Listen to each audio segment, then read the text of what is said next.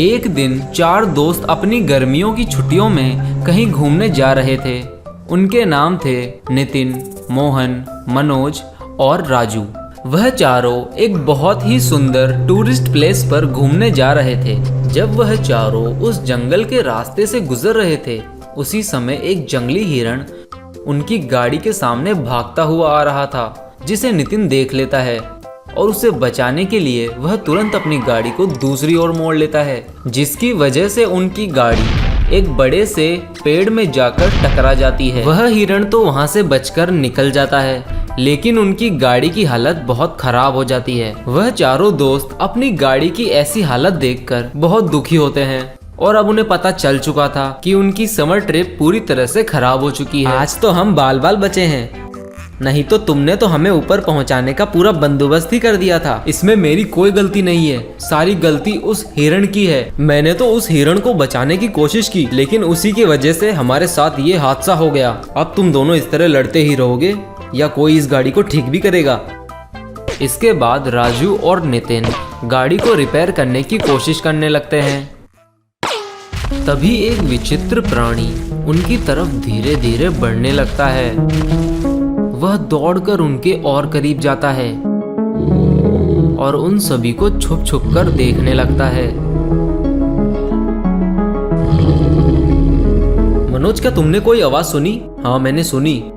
तो ये किसकी आवाज है? मुझे तो यहाँ कोई भी नहीं दिखाई दे रहा है। सुनो नितिन, क्या तुम्हें कोई आवाज सुनाई नहीं दी? यह तुम क्या बोल रहे हो? मुझे कोई आवाज सुनाई नहीं दी। हमारे अलावा यहाँ कोई भी नहीं है।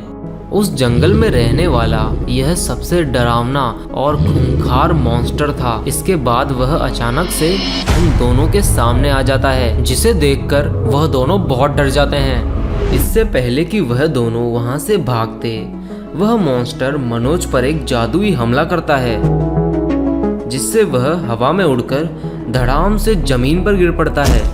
एक तरफ मॉन्स्टर उनका शिकार करने के लिए आगे बढ़ रहा था और दूसरी तरफ नितिन और राजू ने गाड़ी को ठीक कर लिया था। उन दोनों के करीब पहुंचने के बाद मॉन्स्टर मोहन को दूर फेंक देता है और फिर अपनी भूख मिटाने के लिए वह मनोज को मारकर खा जाता है।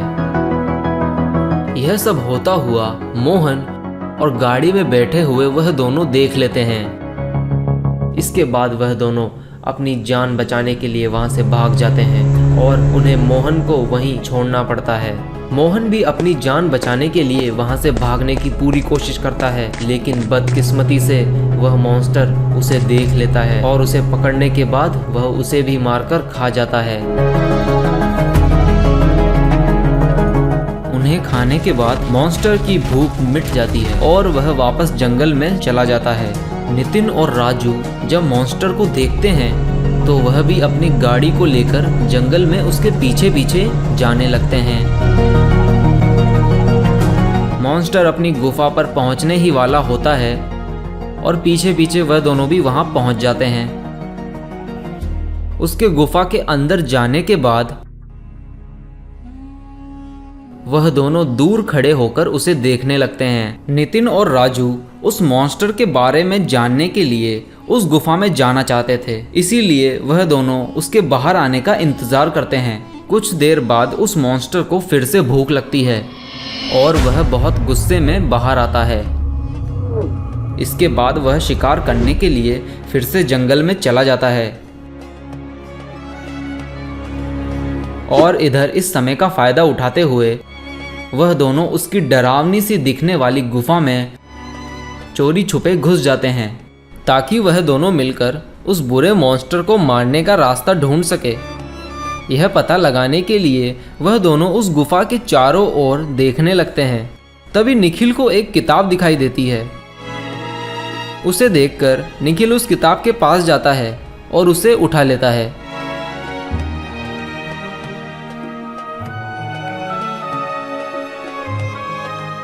अरे नितिन, तुम्हें यह किताब कहाँ से मिली? यह किताब मुझे इसी जगह से मिली है और इस किताब को देखकर तो मुझे ऐसा लग रहा है कि इस किताब की मदद से ही हम उस मॉन्स्टर को मार पाएंगे। इसी बीच उन दोनों को उस मॉन्स्टर की आवाज़ सुनाई देती है। नितिन, मुझे लगता है कि वह मॉन्स्टर यहाँ पर वापस आ रहा है। हमें जल्द से जल्द यहाँ से भागना चाहिए। ऐसा कहकर वह दोनों तेजी से बाहर की ओर भागते हैं जैसे ही वह दोनों बाहर की ओर पहुंचते हैं, वह देखते हैं कि मॉन्स्टर उनकी ही ओर आ रहा है। वह दोनों वहां से जल्द भाग निकलने का रास्ता ढूंढने लगते हैं। इसके बाद पास की पहाड़ी पर जल्दी से चढ़कर वहां से भाग जाते हैं। जब मॉन्स्टर वहां पहुंचता है तो उसे लगता है कि यहाँ कोई और भी है, लेकिन फिर वो इस बात को नज़रअंदाज करके अपनी गुफा के अंदर चले जाता है। वह दोनों बड़ी मुश्किलों से बचते बचाते हुए अपनी गाड़ी तक पहुंचते हैं। इसके बाद जब वह उस किताब को खोलकर देखते हैं तो उन्हें पता चलता है कि उस किताब में लिखे हुए मंत्रों की मदद से वह उस मॉन्स्टर को बड़ी आसानी से मार सकते हैं। और फिर वह दोनों उस मॉन्स्टर को मारने का प्लान बनाते हैं। फिर प्लान के मुताबिक ही राजू एक मशाल लेकर उस मॉन्स्टर की गुफा की तरफ जाता है। मॉन्स्टर के उस गुफा के पास जाने के बाद वह जोर जोर से चिल्लाने लगता है और उस मॉन्स्टर को बाहर बुलाने की कोशिश करता है। उसके चिल्लाने की आवाज़ें सुनने के बाद वह मॉन्स्टर बहुत गुस्से में बाहर आता है और फिर राजू को मारने के लिए वह उसकी तरफ बढ़ने लगता है।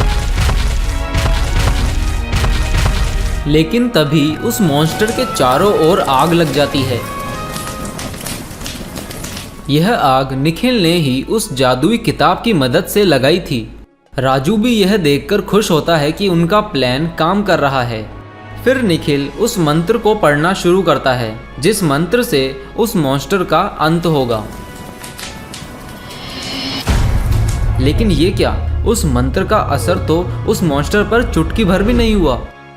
उस मॉन्स्टर के बचने के बाद निखिल उस जादुई किताब में कोई दूसरा मंत्र ढूंढने लगता है। मॉन्स्टर उस आग के घेरे में से निकलकर राजू को मारने के लिए बढ़ता है, लेकिन निखिल के बोले हुए एक मंत्र से राजू भी एक मॉन्स्टर में बदल जाता है। निखिल भी यह देखकर हैरान होता है कि राजू एक मॉन्स्टर में बदल चुका है।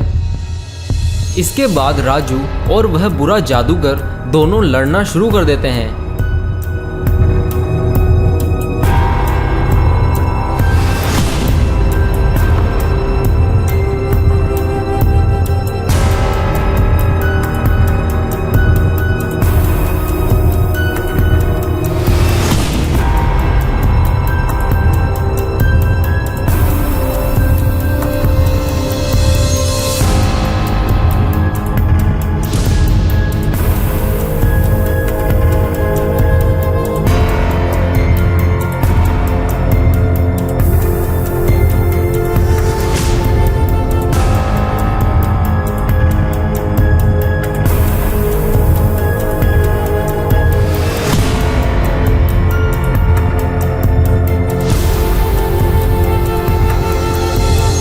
देर तक लड़ने के बाद आखिर में राजू अपनी सारी शक्तियों को इकट्ठा कर लेता है और एक ऐसा हमला करता है जिससे उस मॉन्स्टर का बच पाना नामुमकिन था।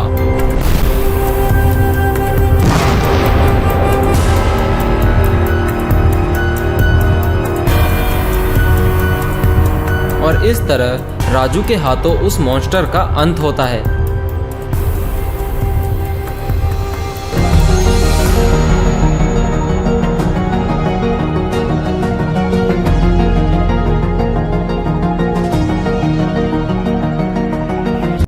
एक बहुत बड़े शहर में दो साइंटिस्ट दोस्त रहा करते थे। वह दोनों ही बहुत बड़े और महान साइंटिस्ट थे। कई सालों की मेहनत के बाद उन दोनों ने एक ऐसा रोबोट बनाया था जिसको हराना नामुमकिन था। एक दिन राहुल अपने रोबोट के लिए कुछ इम्पोर्टेंट पार्ट्स लेकर लैब पर जा रहा था, लेकिन तभी वहाँ कुछ बिन बुलाए मेहमान आ जाते हैं और उसे आगे जाने से रोकने लगते हैं। राहुल उस बुरे साइंटिस्ट को देखकर बहुत घबरा जाता है, क्योंकि वह साइंटिस्ट कई समय से राहुल के रोबोट के पीछे पड़ा हुआ था और उस रोबोट को पाने के लिए उस बुरे साइंटिस्ट ने अपना एक रोबोट बनाया था, जिसकी मदद से वह उस रोबोट को मार सके और उसे राहुल से छीन सके। राहुल ने ऐसी सिचुएशन के लिए पहले ही एक सिक्योरिटी रोबोट को बनाया था, जिससे कि वह खुद की सुरक्षा कर सके। फिर साइंटिस्ट का रोबोट राहुल के रोबोट की तरफ तेजी से बढ़ने लगता है और फिर वह दोनों रोबोट एक दूसरे को हराने में लग जाते हैं।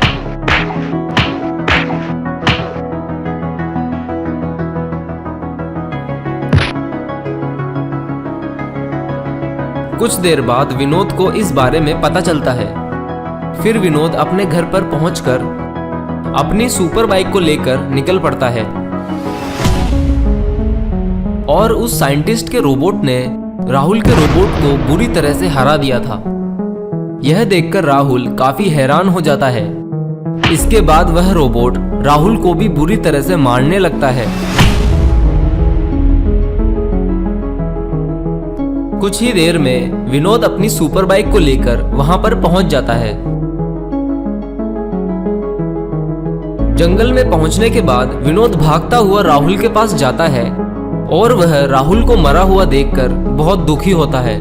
विनोद एक टाइम मशीन बनाने के बारे में सोचता है ताकि वह समय में पीछे जाकर राहुल को मरने से बचा सके। इसके बाद विनोद एक टाइम मशीन को बनाने लगता है। कई महीनों की मेहनत के बाद विनोद उस टाइम मशीन को बनाकर तैयार कर लेता है। फिर विनोद उस टाइम मशीन की टेस्टिंग करना शुरू करता है, लेकिन वह टाइम मशीन विनोद को एक अलग ही दुनिया में पहुंचा देती है। विनोद को वह जगह काफी ही डरावनी लगती है, लेकिन इस टाइम मशीन की गलती की वजह से विनोद का काफी टाइम भी बर्बाद होता है। इसके बाद विनोद तुरंत अपनी लैब की ओर निकल पड़ता है। लैब पर पहुंचने के बाद विनोद तुरंत ही अपने घर की ओर चले जाता है, लेकिन इन सब चीजों के दौरान विनोद उस टाइम मशीन को बंद करना ही भूल जाता है। अगले दिन सुबह जब विनोद लैब पर पहुंचता है तो वह अपनी लैब का हाल देखकर बहुत ही हैरान हो जाता है, क्योंकि विनोद के बनाए हुए सभी रोबोट्स पूरी तरह से नष्ट हो चुके थे। जब विनोद अपनी लैब से बाहर जाकर देखता है तो उसके पैरों तले जमीन खिसक जाती है। वह देखता है कि पूरे जंगल में काफी भयंकर आग लगी हुई है। उसी समय वह बुरा साइंटिस्ट विनोद को मारने के लिए वहां आ जाता है। उसे देखकर विनोद काफी गुस्से में आ जाता है और उससे कहता है, अब मैं तुम्हें बिल्कुल भी नहीं छोड़ूंगा साइंटिस्ट। तुमने मेरे लैब को पूरी तरह तबाह कर दिया और इस पूरे जंगल को भी आग लगा दी। अब तुम्हें मुझसे कोई भी नहीं बचा सकता है। यह तुम क्या बोल रहे हो दो कौड़ी के साइंटिस्ट? इन सब में मेरा कोई भी हाथ नहीं है। तो आखिर इन सब के पीछे किसका हाथ है?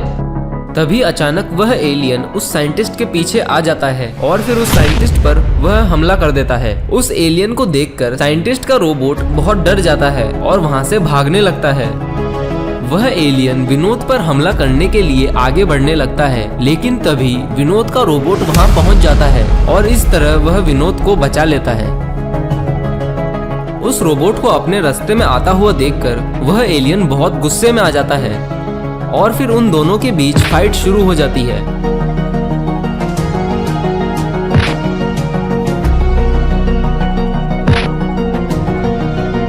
कुछ देर तक लड़ने के बाद वह एलियन अपना खास हथियार निकाल लेता है।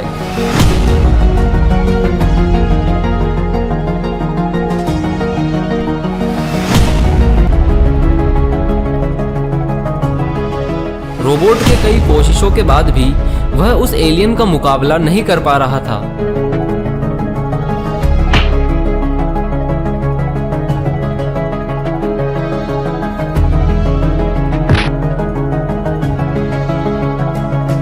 लेकिन तभी अचानक उस रोबोट के अंदर बहुत पावर आ जाती है, जिसकी वजह से वह उस एलियन पर काफी जोरदार अटैक करता है।